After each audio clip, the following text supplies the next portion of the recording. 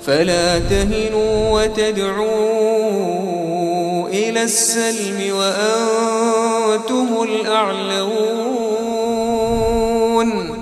والله معكم ولن يتركم أعمالكم.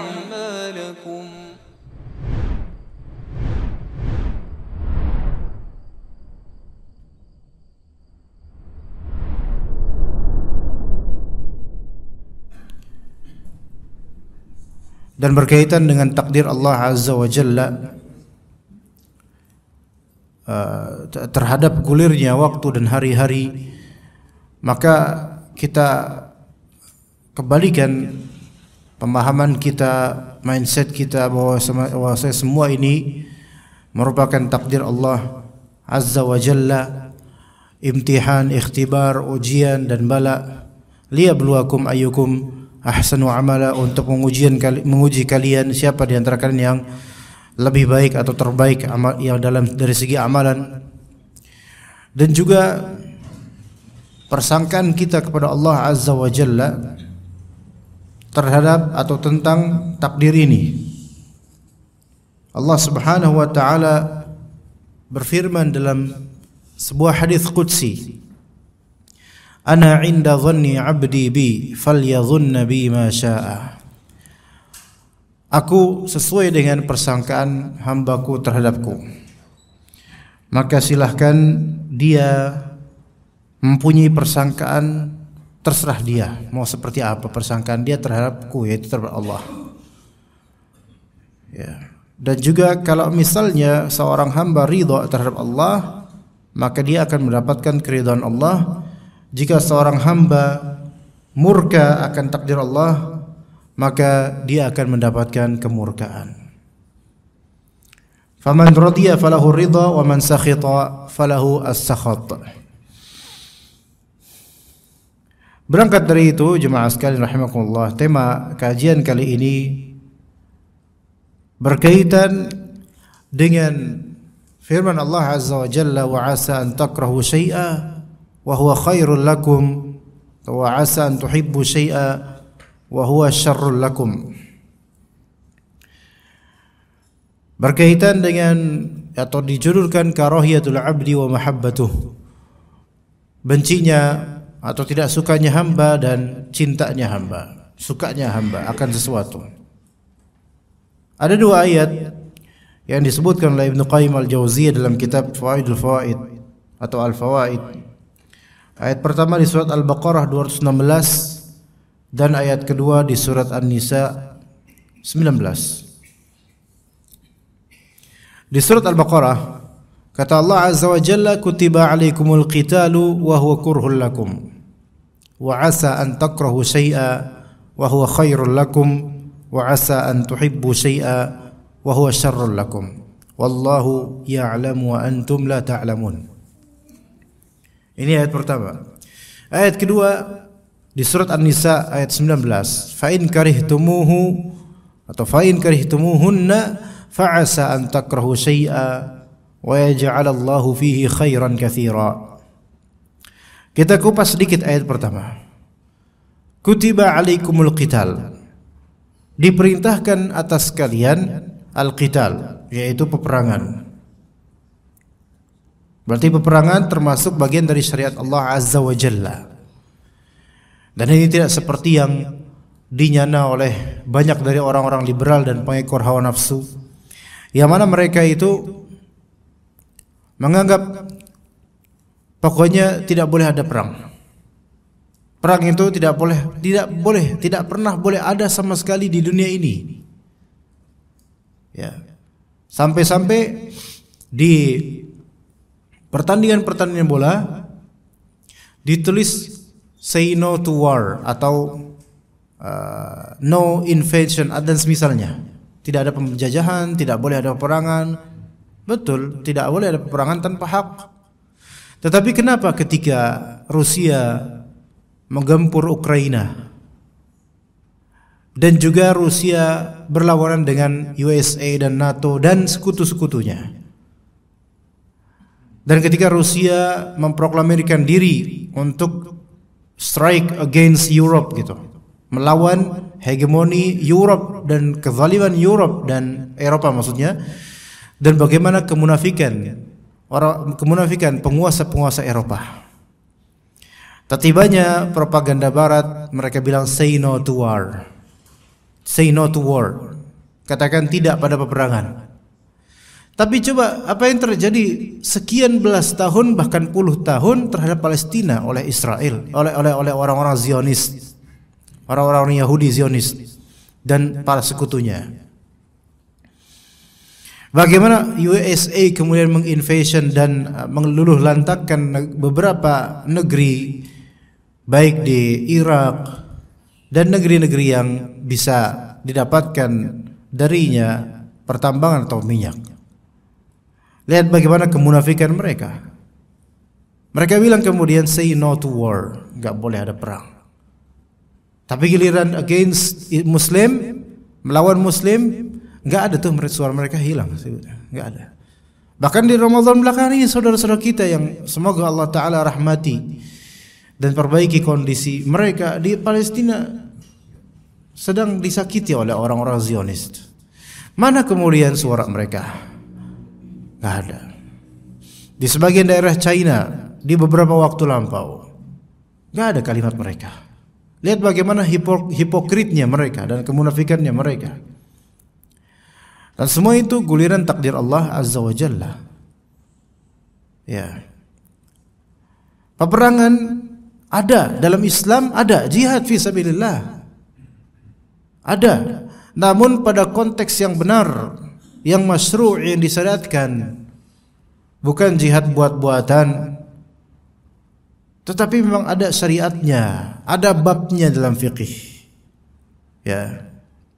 Dalam ayat Al-Qur'an di sini kutiba alaikumul qital, dalam ayat lainnya faqatil fi sabilillah, dalam ayat lainnya faqatilu awliya asy-syaitan, dalam ayat lainnya juga di surat Muhammad yang diperintahkan untuk memenggal leher orang dalam perang. Itu terjadi. Yang namanya perang ya penggal leher, kemudian pembunuhan, itulah perang. Nggak ada perang colek-colekan. Itu wajar. Tetapi perangnya dalam koridor syar'i yang benar. Adapun peperangan yang dilakukan oleh orang-orang barat dan orang-orang munafik, maka mereka perang hanya untuk mencari dunia. Mereka menjajah hanya untuk mencari dunia. Bukankah dahulu ketika dikatakan bahwasanya Belanda menjajah Indonesia selama 350 tahun katanya, itu mereka berlandaskan 3 hal, yaitu gold, glory, dan gospel. Dan gospelnya untuk keagamaannya paling akhir. Yang paling awal apa? Gold, sumber bumi. Glory, kemenangan maknawi. Gospelnya nanti gitu. Iya. Jadi tujuan mereka itu dunia. Bahkan Rusia sendiri ketika sekarang yang mereka sebut menginvasion atau menjajah Ukraina dan mengancam beberapa negeri barat dan USA, itu pun apakah tujuannya religius? Tidak. Enggak. Kira-kira Putin agamanya apa? Urusan dia agamanya apa? Tapi pasti tidak Islami. Tapi kemudian misalnya Rusia kemudian mengancam Israel agar mengadakan perdamaian, mengancam Israel, dan semoga bisa terjadi itu. Ya. Misalnya, apakah itu karena kecemburuan agamanya Rusia? Tidak. Tidak ada yang pakai, sebenarnya tidak karena berlandaskan syariat atau agama mereka orang-orang barat, tidak. Tetapi kadang-kadang Allah Azza wa Jalla menjadikan orang-orang kafir satu sama lain bertengkar, berkelahi, saling bunuh-membunuh, dan orang-orang muslim yang mendapatkan benefitnya.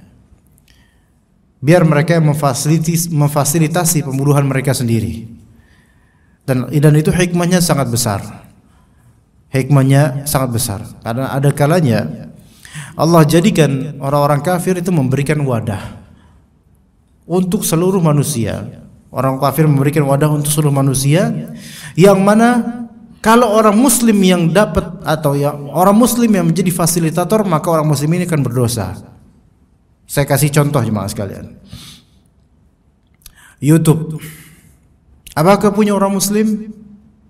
Tidak. Taib, di YouTube ada apa aja? Semuanya ada. Dari yang baik, yang buruk, dari yang terbaik, yang terjelek, semuanya ada. Taib, kalau misalnya YouTube ini YouTube punya siapa? Bukan punya orang Muslim, orang kafir. Kita memanfaatkannya enggak? Alhamdulillah ya. Berdosa enggak? Tidak untuk kebaikan. Alhamdulillah. Tidak berdosa kalau untuk kebaikan YouTube ini. Bahkan ini salah satunya konten YouTube juga ini ya, di antara kajian-kajian kita juga disebarkan di YouTube dan dimanfaatkan banyak orang, alhamdulillah. Dan juga banyak kajian-kajian yang bermanfaat lainnya, yang jauh lebih bermanfaat. Kita enggak mengelola kita tidak mengelola website YouTube. Tidak, itu perusahaan raksasa yang dimiliki orang-orang non-muslim atau kafir. Tapi di sisi lain juga banyak kemungkaran, bahkan lebih dominan kemungkaran, khurafat, maksiat dan seterusnya. Itu enggak kehitung dah. Mungkin jutaan video, puluhan juta video yang semua itu isi dosa ya. Seandainya owner dari YouTube ini adalah seorang muslim, banyak dosa enggak dia? Banyak dosanya, karena selain memfasilitasi kebaikan tapi lebih dominan keburukannya. Maka disinilah hikmah dari Allah Azza wa Jalla. Kemudian kadang-kadang kita berpikir, aduh orang muslim terbelakang. Tuh nggak bisa bikin YouTube, nggak punya YouTube, maksudnya nggak memiliki website YouTube, itu punya orang Barat. Kemudian Facebook, Instagram, itu juga punya orang Barat. Kita tuh punya apa sih?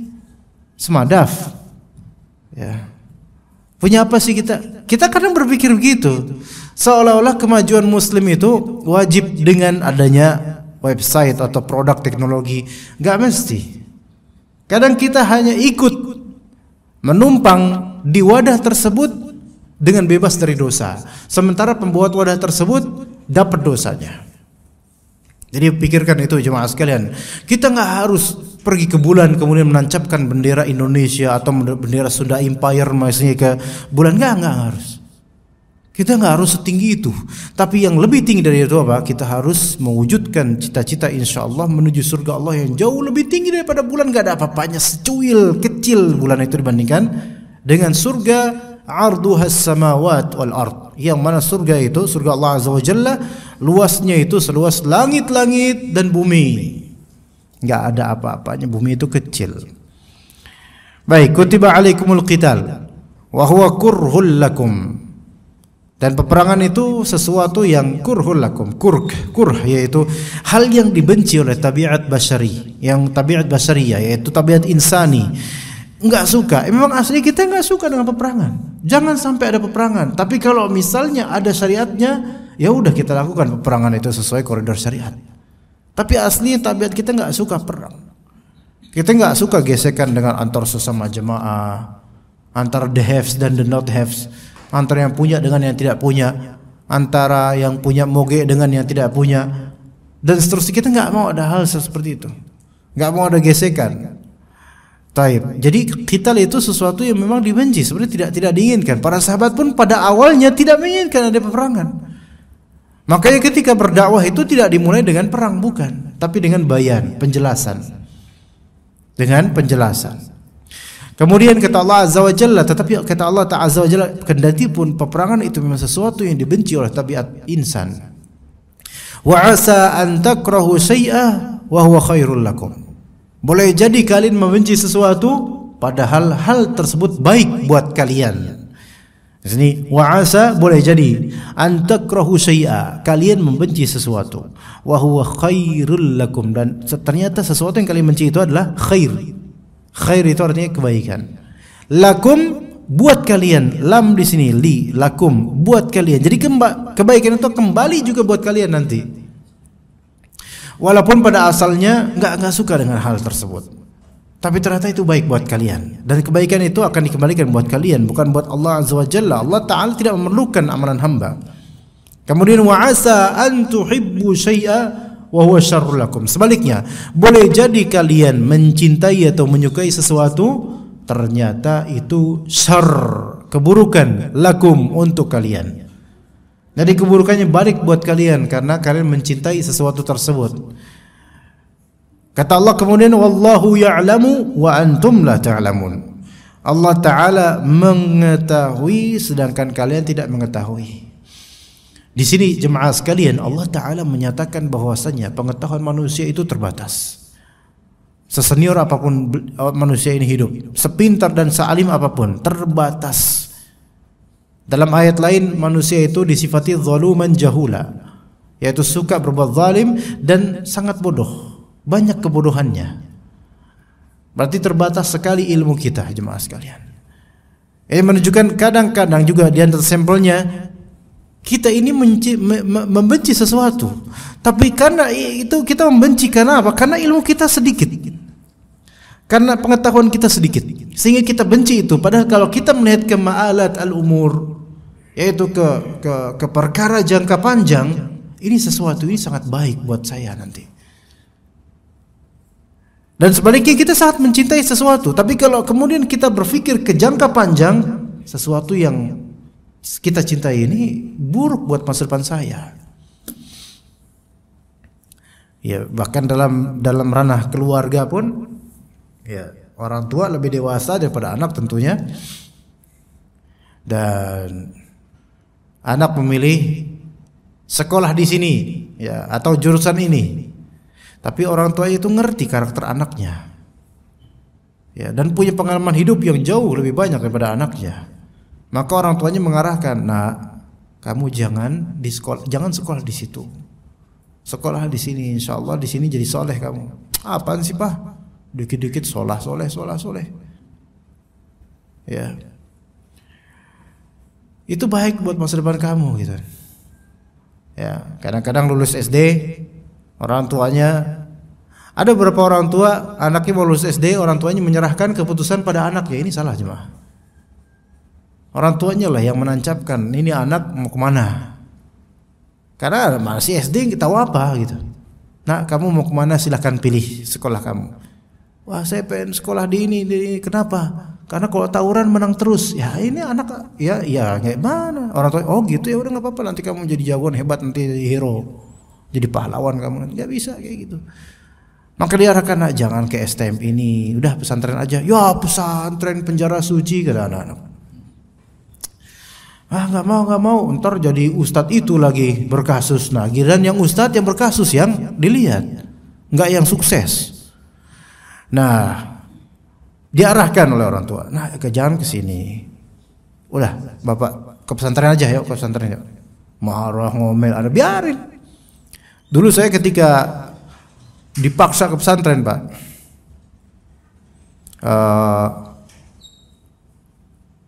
itu sampai stres saya. Pas lulus kelas 6 kan pesantren SMP pesantren di Jawa Tengah. Stres. Ya, karena selama ini kan sama orang tua di rumah terus bakal jauh dari orang tua, kemudian pergaulan gimana, teman-teman kemana dan seterusnya. Saya ada kepinginan ke sekolah lain gitu. Tadi mau ke SMP ini di daerah Kalibata Pak, belakang makam pahlawan 182. Ya saya tadi pergi ke situ, ya sama teman-teman. Ya, tapi dipaksa sama orang tua. Ya, pesantren, insya Allah nggak apa-apa di sana. Ya itu sampai stres Pak saya. Saking stresnya itu sampai suatu malam ada kecoa Pak. Jadi kecoa ini binatang yang penuh memori buat saya sebenarnya. Ada kecoa di kamar atas. Itu kecoa tiba-tiba dari arah mana terbang ke saya Pak. Saya langsung kabur gitu kan, langsung menghindar gitu kan, menghindar ke sisi lain dari kamar. Kemudian kecoa itu lagi-lagi apa namanya, terbang menuju saya lagi gitu loh. Saya langsung menghindar lagi. Kemudian ke sisi lain lagi kecoa itu mengejar sampai saya kemudian ke kamar bawah, ketemu orang tua saya tuh, lihat tuh sampai kecoa aja kayak gitu saking bencinya mas saya. Itu saking kepikiran gitu loh, sampai dianggap ini kecoa aja, sampai ada pengaruhnya terhadap keputusan saya ke pesantren. Kemudian kadang-kadang ngigo, ngelindur, dan pagi-pagi sudah ditemukan saya lagi dielus orang tua karena ngigo. Itu saking betul-betul berat ketika itu. Tapi alhamdulillah. Dan ke pesantren pun ke pesantren pun, itu kan pesantren saya di pesantren Al Irsyad Tengaran. Beberapa ustadz sini yang saya lihat namanya itu dari sana. Ya, udah nggak usah diirin kali, lama lagi nanti urusannya ya. Ya, kan kalau naik bis dulu lancar Pak, walaupun belum ada tol Cipali ada, tapi lancar dulu kan. Kemudian di daerah kaki Gunung Merbabu sangat dingin, sangat dingin. Gimana Pak orang Jakarta, orang Rawajati, Kalibata yang dulunya banyak rawa dan sekarang udah jadi kota banget itu daerah Kalibata. Dulu masih agak asri, cukup asri. Nah, orang Jakarta kemudian dibawa ke kampung kayak gitu, di kaki Gunung Merbabu, nggak pernah ngerasain sedingin itu, belum pernah. Dan turun dari bis di Jalan Raya Solo Semarang, turun dari bis itu dalam keadaan lebih dingin dari ini, jauh lebih dingin. Ini kok banyak dingin sekali, ini ada apa ini? Pantesan di belakang langsung AC saya, tapi nggak apa-apa lah daripada panas. Ya, dingin sekali, pakai jaket kedinginan saya. Itu sudah diuji jemaah sekalian. Jalan menunjukkan dari jalan raya ke sana itu sepi sekali. Memang ada rumah-rumah terlihat sepi sekali. Itu sudah diuji sama Allah itu. Udah berangkat di hari-hari sebelum keberangkatan stres ya, stres dalam artian ya tertekan karena ini sesuatu yang unusual gitu, nggak biasa. Maka ketika jalan cekcok sama paman saya nganterin. Itu jam 2 malam atau jam 3 pagi, jam 2 atau jam 3 pagi. Masih nggak ada siapa-siapa. Ya. Kemudian lagi jalan di jalanan yang nggak begitu besar ya. Tibanya ada nenek-nenek di samping, di gelap-gelap ada nenek-nenek menghadap gini, saya doang yang lihat. Ini ngapain nenek-nenek jam segini gitu. Saya itu masih husnudzon ketika itu. Oh, warga sekitar. Itu padahal di kebun-kebun jam 3 pagi nenek-nenek pendek ngeliatin saya. Gelap-gelap dia, gelap tapi kan ada sinar remang gitu, pantulan dari cahaya samping jalan. Itu saya ngapain ya nenek-nenek diri gitu. Diri di bawah pepohonan itu ngapain? Itu dulu masih polos ya, masih husnudzon gitu ya, nggak mikir macam-macam. Ini pas udah gede baru saya mikir itu siapa ya. Kemudian perempatan menuju pesantren, ada gerbang pesantren, sampingnya itu bambu-bambu lebat. Bambu-bambu lebat. Apa yang saya lihat kemudian? Pocong Pak. Lagi kayak gini, ngambang. Bukan di atas gitu ngambang kayak gini. Itu ada pocong. Tapi dalam hati ngomong ini paman nggak saya kasih tahu ada pocong. Nggak, saya nggak ngeliat situ, bukan ngeliat bapak-bapak kayak pocong, nggak. Daerah sana waktu saya ini ada pocong itu. Diuji kayak gitu jemaah sekalian. Udah gitu kemudian masukkan pendaftaran, kemudian kan di karantina dulu tuh. Karena tidak santri baru, ujian buat santri baru kan seminggu di situ. Dah ditinggal sama paman saya. Udah saya sama teman-teman baru lah gitu. Apa mitosnya? Di sini banyak setannya. Digituin sama santri lama. Terus habis itu kita di ruangan, katanya itu samping ruangan tuh dulu bekas kuburan, digituin. Banyak jin. Kata teman-teman juga kayak gitu. Saya waktu itu ada ngelihat di situ ada kepala. Gimana tuh? Kayak isinya mitos semua, ini serem juga. Terus kata teman-teman lainnya, di sini dulu angker tempat jin buang anak gitu. Pas udah gede ini mikir, jin ngapain buang anak ya? Sebenarnya istilah jin buang anak itu istilah di Pulau Jawa, maksudnya daerah terpencil sepi gitu kan. Sayangnya orang-orang Kalimantan nggak ngerti, makanya mereka tersinggung. Kalau bagi orang Betawi biasa Pak ya, jangan situ tempat jin buang anak. Tahu dari mana jin buang anak? Bukan buang anak, emang sepi. Seolah-olah itu tempat jin mengasingkan anaknya, mungkin di alam jin nggak ada aborsi, jadinya mereka ngebuang anak. Tapi kemudian alhamdulillah dengan izin Allah Taala, alhamdulillah 6 tahun di pesantren. Kemudian habis itu kuliah, mengabdi, kemudian kuliah 7 tahun di Libya. Ini 7 tahun bukan karena saya nggak naik kelas, memang program 7 tahun kuliahnya. Dan alhamdulillah jadi ngajar kitab di sini, alhamdulillah. Ini semua step-step seperti ini ada hikmahnya jemaah sekalian. Awal-awal berat sekali masya Allah, apalagi usia ketika itu masih 11 tahun. Ya memang benci, sesuatu yang saya nggak suka ketika itu. Dan ibu saya Betawi Pak, ibu saya Betawi. Dan sejujurnya memang, mohon maaf ini bukan rasis, tapi memang orang Betawi, terutama ibu-ibu susah untuk Anak jauh-jauh tuh susah. Ya, mohon maaf nih ya, kita orang Betawi juga gitu. Tapi memang susah, makanya sedih. Tapi udah biarin aja. Bapak saya Jawa, ibu saya Betawi. Ya orang Jawa kemana-mana, orang Betawi di situ aja bertentangan. Tapi udah biarin, Bismillah. Jadi alhamdulillah jadi. Dan kemudian kadang-kadang setelah saya lulus, alhamdulillah udah ngajar beberapa jemaah atau ya, beberapa jemaah baik tentang dirinya atau tentang anaknya. Ya Allah Ustaz, aduh saya nyesel Ustaz. Ada di antara mahasiswa bilang ke saya, waktu itu saya dipanggil Mas atau misalnya, aneh nyesel apa? Dulu aneh gak pesantren. Ada yang bilang kayak gitu, rata-rata gitu.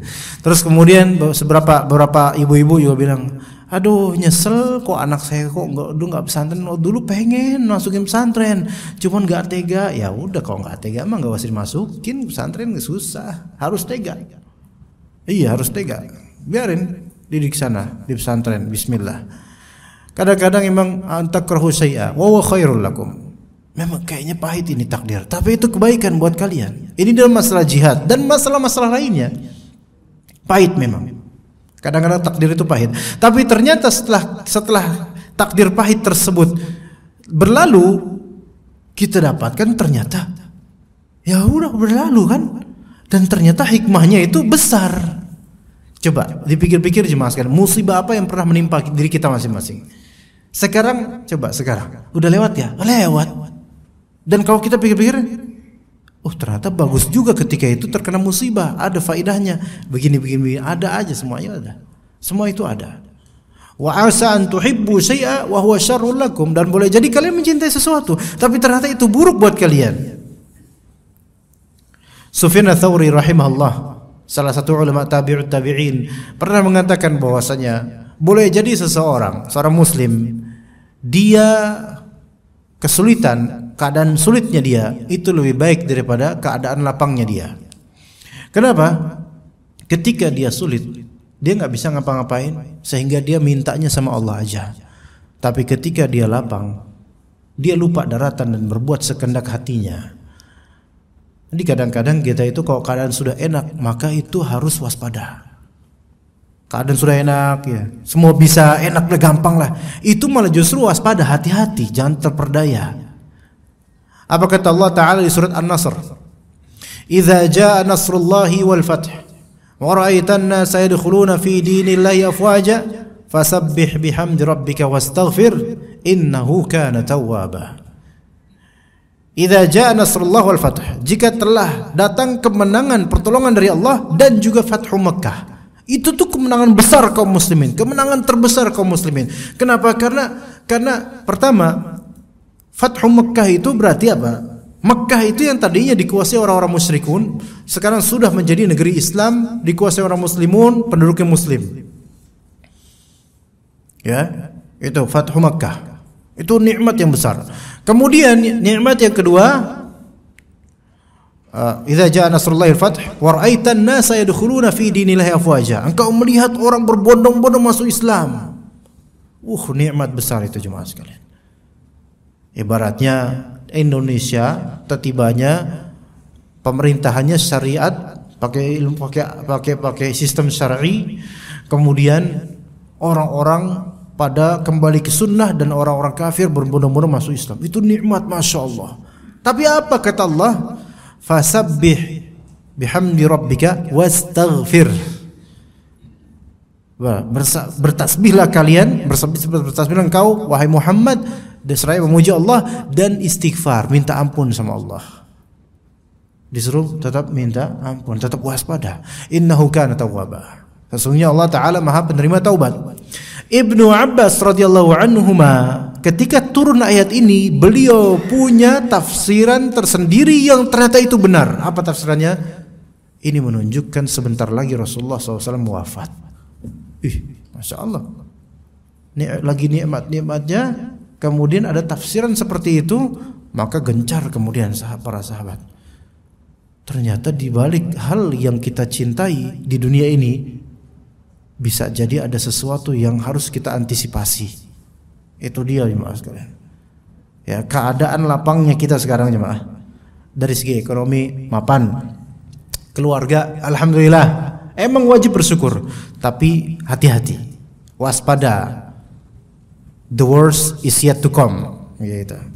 Boleh jadi akan ada yang buruk yang datang.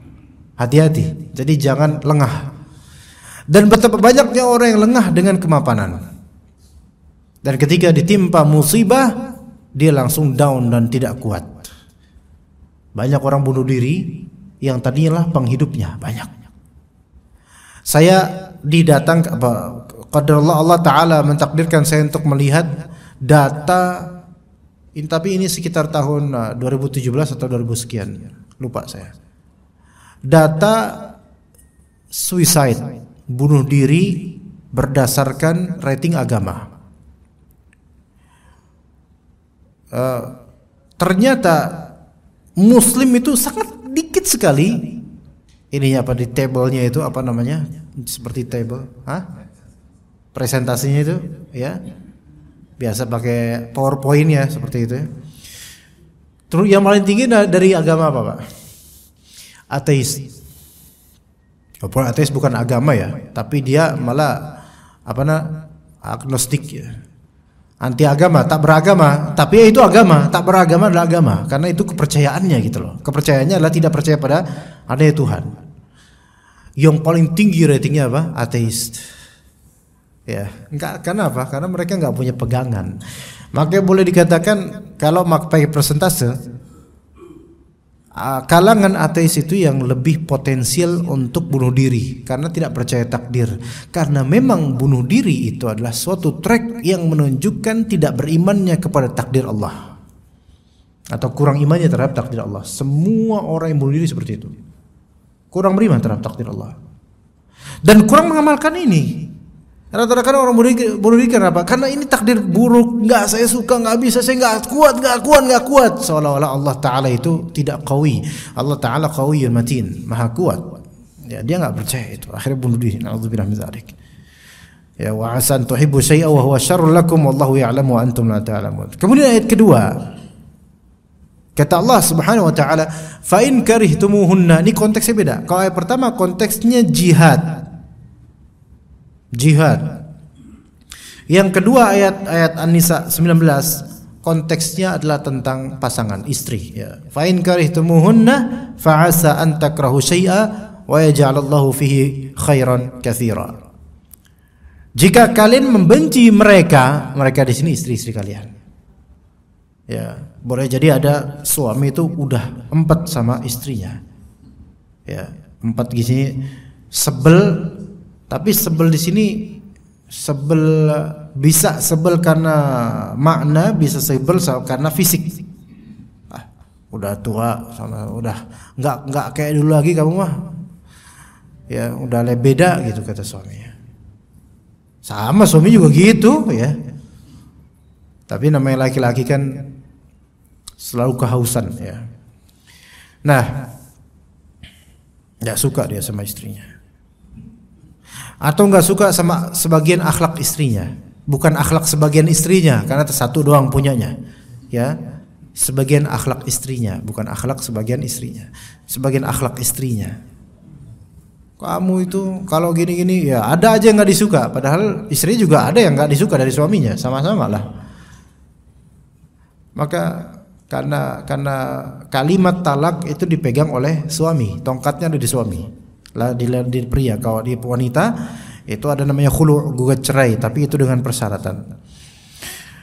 Nah, di sini Allah Ta'ala menyebutkan kalimat ini, ketentuan ini, jika kalian membenci istri kalian, maka boleh jadi kalian membenci sesuatu sementara Allah Ta'ala menjadikan pada yang kalian benci tersebut ada kebaikan yang begitu banyak.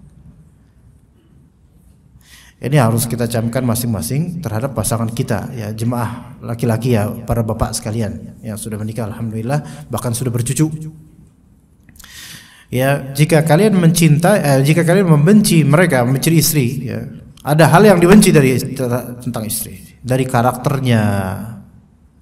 Ya, baik karakter memang bentukan sebelum menikah memang kayak gitu, atau pas sudah tua kayak gitu. Dulu pas lagi muda nggak gitu-gitu amat.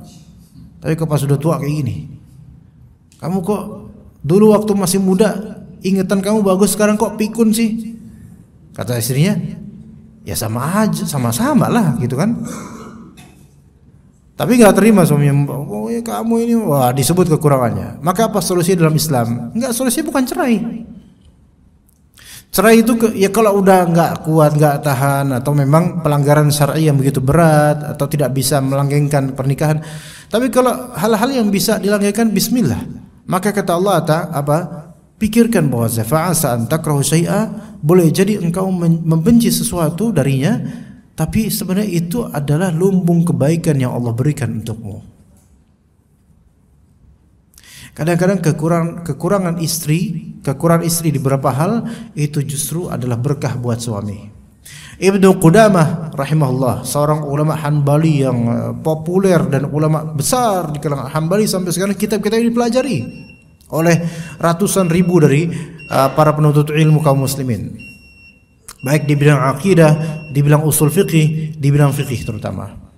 Ibnu Qudamah di zamannya beliau ulama karismatik besar dan ganteng, tapi punya istri yang masya Allah, istri lisannya itu nyakitin, ya Pak. Iya, lisannya masya Allah. Sampai beberapa ulama temannya Ibnu Qudamah ini bertanya kepada, kenapa kamu nggak cari yang lain lah? Kenapa yang model tipe gini kok yang didapat kita kalau bahasa sekarang? Bini apa bojomu itu loh, na'udzubillah min dzalik gitu. Maka kata Ibnu Qudamah apa? Aku sudah punya segalanya. Justru aku bersyukur punya istri kayak gitu. Ya, masya Allah, itu nggak ada orang zaman sekarang kayak gitu Pak. Lidah istri setajam pedang. Iya, sekali kalimat keluar itu kayak silet berterbangan. Tapi dia bersyukur punya istri kayak gitu. Kalau sekarang mungkin nggak, kita, wah ini udah nggak bisa nih, tersayat mulu, saya ganti yang lain gitu kalau sekarang. Atau nambah sedikit lah gitu. Ya, nambah boleh ya, insya Allah kalau adil ya. Apa alasan Ibnu Qudamah? Justru saya bersyukur dengan dari dia. Saya harta sudah ada, ilmu sudah ada, pangkat maksudnya popularitas sudah ada, karya sudah banyak, majelis banyak orang, udah nikmat. Justru keberadaan sesuatu yang buruk inilah, dia bilang istrinya, keberadaan sesuatu yang buruk inilah, itu istri saya ya. Maksudnya istrinya Ibnu Qudamah ini. Justru keberadaan dia itulah yang membalance kehidupan saya. Paham nggak Pak maksudnya? Kurang paham? Coba Bapak lihat istri Bapak lah, kalau biar paham lah.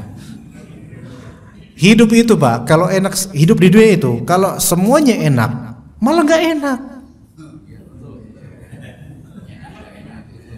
Harus ada nggak enaknya. Karena ada nggak enaknya ini membuat kita tuh sadar, oh ini dunia gitu loh.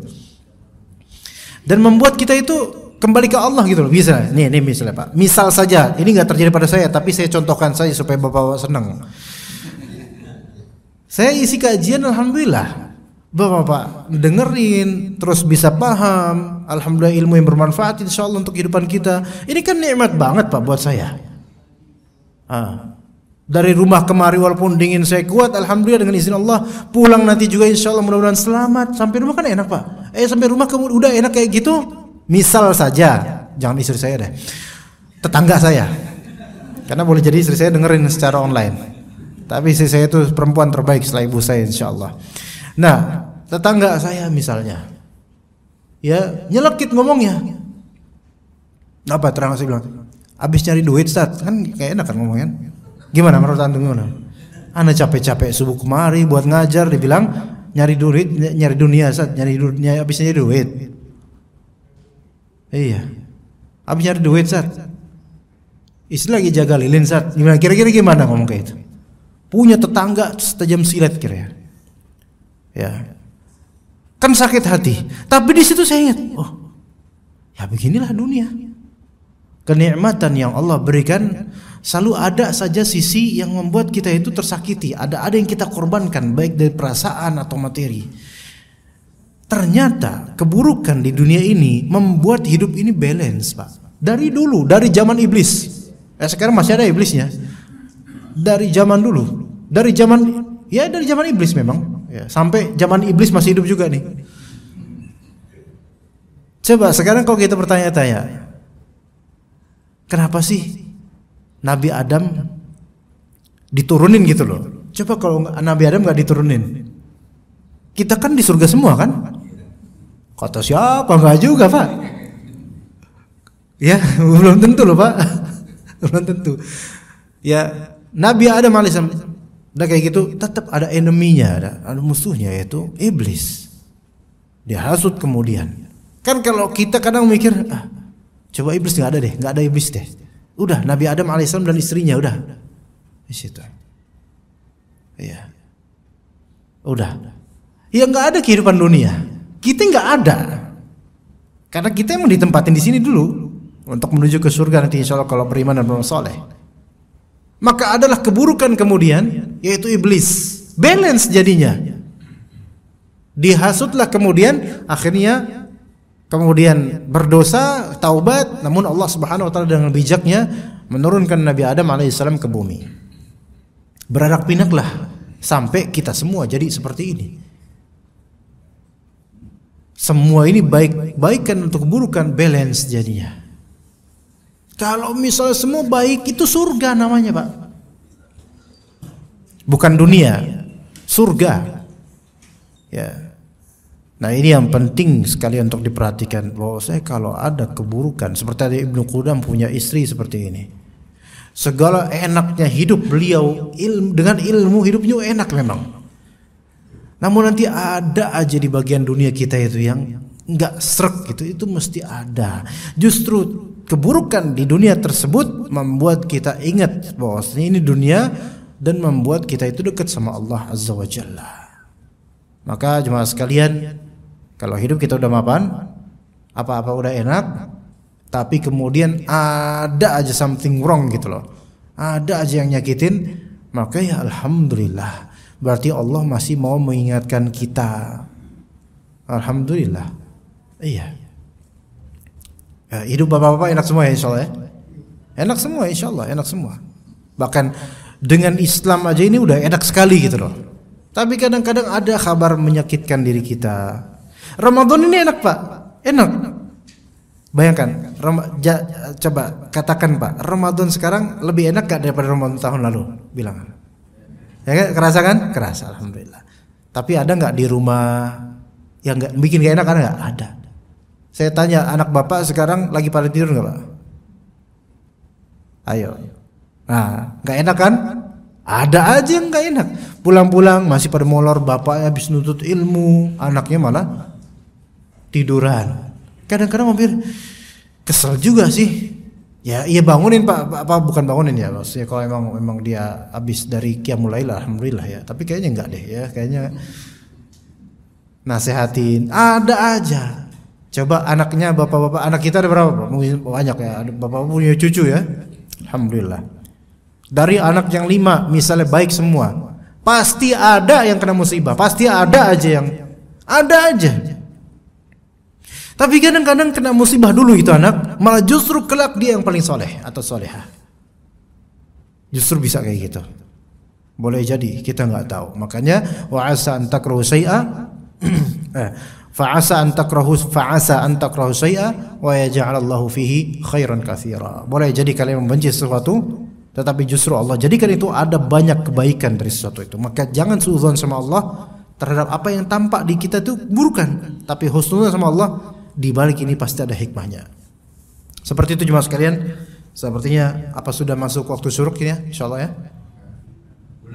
Udah, ya udah, kita cukup sampai sini insyaallah. Jazakumullah khairal jaza. Semoga Ramadan kali ini lebih baik untuk kita daripada Ramadan sebelumnya, dan semoga Allah taala jadikan usia kita panjang di atas istiqamah pada Allah Azza wa Jalla.